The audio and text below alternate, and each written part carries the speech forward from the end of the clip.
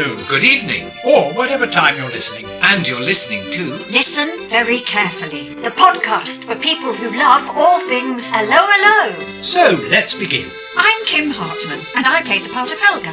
I'm Guy Siner, and I played Lieutenant Gruber. And I am Richard Gibson, and I played Herr Flick. Series 3, Episode 18, Up the Crick Without a Piddle.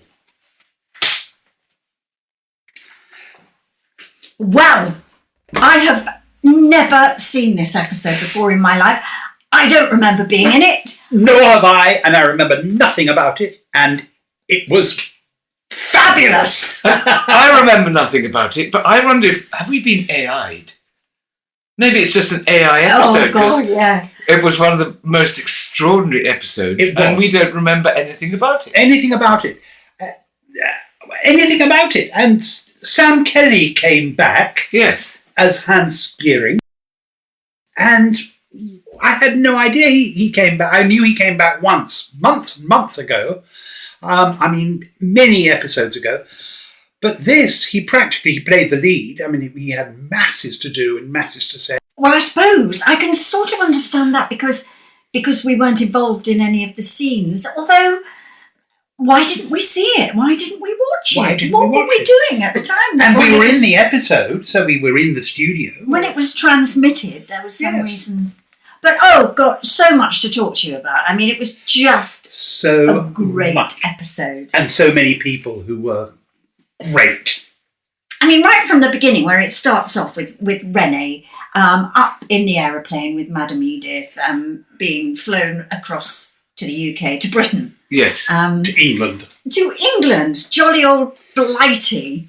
And from that moment, it just rattled on, more and more story. He didn't waste an opportunity for a bit of plane acting, did he? No. When you're on trains. It actually wasn't that great, was it? There was sort of a bit of... He wobbled his arm a bit. And then forgot to do it. And then forgot to do it. Yeah. And I said at the beginning, he's doing train acting. Because he was doing it. But actually he wasn't on a train, he was on a plane, where this wouldn't happen at all. Yes, exactly. You don't need to do any of this in a plane. No. It just goes along. But from the very word go, we had British airmen, not the British airmen, but other British airmen, the airmen who were flying Renee and Edith to England, coming on and doing wonderful sort of Fairfax and Carstairs acting. Yeah, there was one called Tigger Thompson. Tigger Thompson. That was Tim Marriott, who was my school friend, who just happens to be an actor. Was your school friend. And I remember thinking, that guy's good. I wonder who that is, because it was dark and he was mustachioed. It was Tim Marriott playing Tigger Thompson. What a great name that is. Yes. Yes. Yeah. And sorry. No, you carry on. I was just going to say, Renee and Madame Edith, he had a long conversation with them in which they said nothing but and he understood everything they said. And then he spoke to the pilot and said, yes, one of them looks, they don't look very well, one of them looks about 110 and he's wearing perfume and lipstick. That's right. Which was Madame Edith, of course. And the fa is just a classic when you're doing English. Yes, a Frenchman doing the English accent. Yeah. Yes. And then when they arrived in England, you got a person doing a Crabtree act, didn't we? What was his name? His name was Farkington. Perfect. And that was played by Steve Edwin, who was brilliant. Yes. Steve Edwin, if you happen to be watching, we thought you were excellent. We did, yes.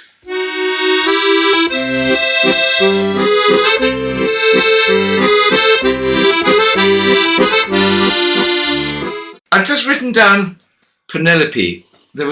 Was it clear that the colonel was bonking the secretary called Penelope? He did that jolly well, didn't he? Because I mean, actually did. It was a very small moment, but you just knew from what he did that he was bonking her. And he only we didn't see her. He only spoke to her through the intercom, ordering a cup of tea, ordering tea for everybody. But just the way he did it, you absolutely knew that he was having an affair with I can't actually. I can't remember. No, I can't what he remember. did. Something like, well done, Penelope. I mean, jolly good. Excellent. But before we got onto that, we went back to Nouvion and we saw Granny and Leclerc behind the bar, Yes. drinking the cafe dry. Yes. Including champagne, which up till now, the cafe has never had champagne. Never had champagne. Because of the There were war two of very good, factions. Yes. two very good bottles of Laurent Perrier, and they were celebrating the fact that it was Wednesday. Yes. It's again that status thing that Jeremy and David love, although this is Paul Adam, who did an absolutely cracking job. Cracking job. Sterling job. But that whole tradition of status, suddenly Madame Fanny's got the cafe and She has becomes the a whip tyrant. hand. Yes. Yes. Oh, and she's vile to the waitresses. They're both on their knees scrubbing the floor. Yes. And she's saying, get on with it. You've left a spot there. Go over there. I'm in charge. I'm in charge until the end of the war. And then when we got Sam Kelly, he was saying, how do you come to be in England? He says, I was neutralised. And she said, oh, was it painful? That's right. Oh, you're poor man, she said. Oh, Neutralised. Neutralised English. And then Rennie was referred to as a bumbling old peasant. but Sam had become very English and he'd been indoctrinated. What's the word? Brainwashed. Brainwashed. Yes. But not very well. Not terrible. It was a bit of sort of Dr. Strangelove, wasn't it? Because he kept reverting back to the Germans. Yes. We're going to come across the channel, and our glorious troops are going to be. Oh dear! Oh God! I need some new. I need some more brainwashing. Yes. Dash it. I'd better go for some more brainwashing. Oh, I love Yes. So it was practically Dr. Strangelove. And again, he could, the wonderful Ding, ding. the concept of the language, that he could still speak in German and Renee and Edith understood him. Yes, he was Yes. speaking in French. But with he a was, German accent. Yes. Yes. But was he? Rabbit hole. Yeah, exactly. But yes, he was speaking in the accent which we were used to hearing him speak in when he was living in Nouvion, Which was where he could communicate with everybody. German, they managed to presumably. understand. And Yeah. but they understood him, Yeah. well, as they did in the cafe. But they couldn't understand the English Yes. again. And then There's no logic to it at all. Yeah. There was a lovely classic Sam Kelly touch. When he switched on the light, it was the wrong way around. He went, Yes. oh, sorry. Turned the light That round. was Yes. a light to interrogate them, wasn't Yes. it? So he switched on this spotlight and Yes. it shone straight in his face Yes. instead of their faces. And you know that was one of his own gags and probably not the writer's. And he asked them a question, and his answer was, "Liar! How am I doing?" I did enjoy that when, after meeting Churchill and being told that they were going to get a medal, another collaboration medal, Renee and Edith were taken to Lyons Corner House on the government's dime for a cup of tea. Oh, and what a set watch that And was, what wasn't a it? set, Yes. the Lyons Fabulous Corner set. House. Beautiful Art Deco lamps and Yes. It reminded me, when I was in the West End, I worked at the Duchess Theatre. We used to go across to the Waldorf Hotel, and at that time they had the most fantastic palm court. the atrium. Oh, Yes, yes. Palm Court. Yes. And it was beautiful. You could go there for tea, or you could go there. We used to go after the show sometimes, so a big treat, and it was just elegant, and everyone seemed to be beautifully dressed, and it was like stepping back into the 1930s. Does it no longer exist? And it no longer exists. About 10 years ago, I was meeting someone, and I said, "Let's meet at the Waldorf." And it was a sort of, chrome modern bar. And I said, "What happened to the Palm Court?" And they went, "Oh yeah, you can go and have a look at it out the back. We use it for storage now." And this amazing architecture was just being used for tables and chairs. All Good Lord. Well, along those lines, when I was in town once in a show, next to the Criterion Theatre, they were doing a bit of work. There was the Criterion, which is on Piccadilly Circus, Yeah. got flooded because the actual auditorium is kind of below street level. Oh yes. And when they went to repair it, the workmen were doing something with a drill, and the drill kind of went into the wall and out the other side, and the wall began to crumble. And they thought, what's this? So they knocked a bit more wall out, and they saw a space, and they shone a torch around, and they realised they were in a big room. And so they knocked down enough wall to have a look, and they realised it was the ballroom of the Criterion Theatre that had been closed down during the Blitz and never opened, and it was completely forgotten that it was there. Good heavens! Is it now open? Yes, and it's now a restaurant, I think. Oh, it's a restaurant. Oh, how But for lovely! about 30 or 40 years, this beautiful deco Yes. building wasn't there. It was just completely forgotten I about. love things like that. Yes. Tiny little side story. When I and my family first came to England, Foreigner. soon after the war, Foreigner. flew, I'm one too. flew from New York via, then in those days, Reykjavik, and then Shannon, and then London. It was quite a long trip. And the four of us, my father and his wife, my mother and the two children, my sister and I was 5 and Anne was 7, I think. And we were emigrating effectively back to England, to my mother's country, because she wanted us to be educated here. And as a treat, on our first night in London, before we moved into our rented house, we spent the night at the Waldorf as my father's treat to us as a family, and we danced in that very atrium. Oh. And I can clearly remember my little sister dancing on my father's feet. Oh, They danced yeah. together, and she was standing on his feet. And where is it? Where is Just- the Waldorf? it's virtually next door to the Aldwych. Oh, Yeah. yes. Yeah. Oh, yes. God, how exciting. Yeah, it was beautiful that Different world, but Yeah. yes, wasn't it beautiful? And tea dances. And tea dances, which the Ritz still has. Yes.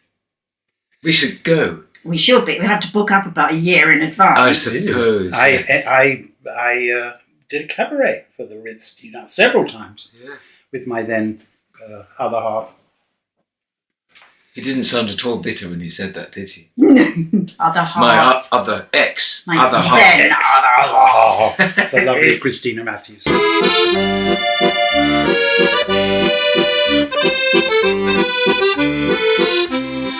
Fanny warming up, singing. Fanny. Gargling gin Yes. to help her vocal cords. A bit like us. Yes. Gargling gin to help the podcast. Yes. And Rose Hill, of course, being an opera singer, she knew what she was doing. Yes, so she did wonderful Ding! operatic. Oh, I've do done stop two. it. I've We done should two. mention, talk about being wonderful, and she was wonderful. We should mention that the episode was directed by Sue Longstaff, Yes. who was great. And Yeah. thank you, Sue, if you're listening. In fact, I wonder if the previous two were directed by Sue Longstaff too, because Oh, were they? because this episode 3, I think, no, episode 4 of series 7, and I would imagine that, She had a block. that she probably had a block of 6. So, Well, and we've loved each one of these episodes in Yes. series 7, Well, haven't we? I particularly noticed this week the direction, and I thought it was fabulous. Yeah. And fast and pacey. Pacey and And full of people, the technical talent of all yes. those people, all those sets. Yes. It was And like about 3 episodes squashed into one. Yes. wasn't Yeah. it? Yeah. And a lot of it was sort of new and different and not what we usually have. You know, Yes. there were new sets and new places and new things. New happening. writer. Which almost New writer, new director. It's down to, Yeah. to Paul Adam as well. And also, new to me, first time I've looked at the credits, bothered to look at the credits, and I'm sorry, but Roger Harris was the designer. And so it was he who designed this lovely Lions Corner House set. You know, in Lion's Corner House, they used to call the waitresses nippies. Yes! And Edith said, "Is she Japanese?" Yes. And we got a guest appearance from Harriet Thorpe in this, who is best known, I think. As the Nippy. Yes, but I think best known for being in British Empire. She's been in lots of other things too. But comedy fans will definitely remember her from that. Ah. Yes, so we've had quite a lot of guest appearances this week, haven't Yes, we? We have. yes, we have. And jolly good they've all been too. Have we mentioned Eric Dodson, Who played the Colonel? Who played the No, no, English? What was What he? would he have been? A general or something? He was Yeah, the yes. main intelligence. He was the chap, one who wasn't was having a ding dong with Penelope. he? Yes. Excellent stuff. And then we got to a Flick and Helga scene, which I don't remember doing. No. Um, It was quite giddy. It was a very giddy sort of scene. and it was back in this beautiful square building, wasn't it, that you were talking about in the last The monastery. podcast? Oh, the monastery, was it? Yes. Right. So you were doing pottery. You and von Smallhausen Yes. were doing pottery. And von Smallhausen was on a bike pedalling incredibly slowly, so your pot went all sideways. Yeah, your potter's wheel wasn't Yes. going round at a sensible speed. Yes. And then Helga turned up dressed, wouldn't you know, as a nun. With lipstick. Yes. And produced out of the top of her wimple 4 slices of bread for you to make some sandwiches. And what will go in the sandwiches, Helga? I have it here. And she lifted up her skirt and produced from strapped to the inside of her thigh by a garter, she pulled out a very long knockwurst sausage. A salami. A salami. salami. She It called wasn't actually a knockwurst. She didn't say it was a knockwurst. She called it a salami. But she took great care to show a great deal of leg. Yes. Oh, yes. And Herr Flick, who was deprived of nookie because he was in the monastery, made mention of it. And there was a plaque on the wall saying that severe penalties for snogging. That's And when I said, "Are you prepared to take the risk?" And then when we did, a little hatch opened and Malik came and whacked him on the head. Punishment for snogging in the monastery. Oh, I mean, Jeremy had a particular fondness for Flick and Helga, I think. Yes. I think Jeremy Lloyd would like to have been in those scenes. wouldn't he? Yes. Whether he played Flick or whether he played Helga is anything. Yeah. I noticed, and I was rather pleased that I noticed, when in that scene you, Kim, made your entrance as Helga, it was very fast. You whipped in and turned around to shut the door. And just by the attitude of your body, I knew at once who was under that wimple. I knew at once. And then you turned around, and of course there you were. But it was just, I knew you the moment you opened the door. Yes, marvellous. I think I did as well. But the fact that there was a nun coming into the room with Herr Flick and von Smallhausen, it wasn't a huge leap to figure out who was going to be the nun. But it was the attitude of her body, the shape of the way she moved. I just thought, oh, it's Kim. Be able to do that for us. What? Do nun acting for us. I don't know if I can. Do your shapely body turning around. I was going to say something rather rude to you then, but I won't. When we cut, she will. It's nothing to do with shape. It's to do with attitude. Because of course, in the nun's habit, you're shapeless. Yeah. And this very high thing. Because And the high thing. When I lifted it But up, from it your was back view, it was clearly you. It could have been no one else. So true. Oh. I liked. They can't make strudel for toffee. That was a Sam Kelly one. Very Sam Kelly. And another favourite line, Crabtree saying, "I have a sore bib." Yeah, there was such a lot in this episode. And then, of course, Renee and Edith end up back in France again. Yes. In grandmother's... Well, She's not the grandmother grandmother, is she's the mother-in-law. mother-in-law. I meant to mention this 12 episodes ago. It's a bit The late, mother. isn't it, really? Now we'll have to go back and re-record. But We of have to course, do that. having been pushed out of the aeroplane, they land fortuitously Oh, through the roof of the cafe Yes. into the mother-in-law's bedroom. but of course that was very funny too, wasn't it? Because it was only Edith who had the parachute on and who was going to be dropped out of the plane, and she's been told that a green light will come on, and then it'll be 5 seconds after the green light comes on or something. And she says, "Oh, Renee, I'm going to miss you, or take care, or whatever," and gives him an embrace. And we see the green light come on, and they're still embracing and talking, and then suddenly the trapdoor opens so fast, and they disappear so fast. I mean, they just went whoomp straight out. That was an incredible effect. I don't know how And they she managed says, that. "Oh, Rennie, you've come with me." And he said, "You were standing on my foot." Yes. But there must have been a crash mat or a mattress underneath Something, the but bomb hole. the bomb hole. When they fell out of the bomb hole. Bomb-hole. But it must have been enough of a drop that they disappear. They must have landed on a trampoline or something, or a crash mat. Or something. a crash mat. Yes. Yeah. They must have done. But yes, you're right. The set must have been built quite high up, so there was room for them to fall It was down. just such a fast drop that it was hysterically funny. Yes. But if we'd remembered anything about the episode, we'd be able to inform you of this. Yeah. But we can't. We so can't. why did I even I don't know Perhaps why. Roger Harris will get in touch with us and tell us how it was done. Yes. Yeah. Sadly, neither Gordon nor Carmen would be able to tell us. Alas. Maybe Tim Marriott, if you're watching. Maybe you know. Oh, was he the one who was with them when they were being dropped? It was Tigger. Yes, he was Tigger Tigger Thompson. So, Well, I think that's about it, don't you? we've talked a lot, haven't I we? think we have. We've talked and talked. Is it time for gin? No. It's only Is it time for it's Prosecco? only 10 o'clock in the morning. Oh, no, it's More work? They possibly. never let me drink. They make me work all the time. They never let you drink. No. So true. We've actually been recording this morning as well because we've been recording little teasers Yes. to Oh. publicise. To publicise Trailers the and podcast. teasers. Trailers It's and just teasers it's and- just nothing but work in Podland. Yes, we're absolutely exhausted and it's not yet lunchtime. No. And we've got to do another pod. Oh, heavens. Work. Work. I'm looking forward to it actually. I'm quite looking forward to seeing another episode after Yes. It's like I I hope- can, but hopefully it will be one that we don't know. Another one we don't know. that one. Yeah. Another Sue Longstaff. Another Yes. Sue Longstaff, another surprise. Yes. Yes.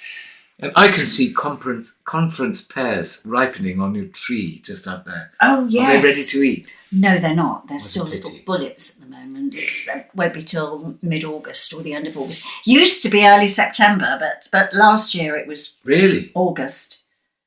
They look very tempting. Yeah. So I think that might be it for today. What do you think? Yes, I think so. We're I think- giddy with excitement after watching that episode. Yes. And hope you are too. So if you have any comments or queries, or you know where that location is, or if you have anything you'd like to say or ask, now there's probably a number or an email address, though I can't remember what it is. Pod At Helga Gruber. Flick.com. That's pod at helgagruberflick.com. Get in touch. See you soon. And Bye. don't forget to subscribe.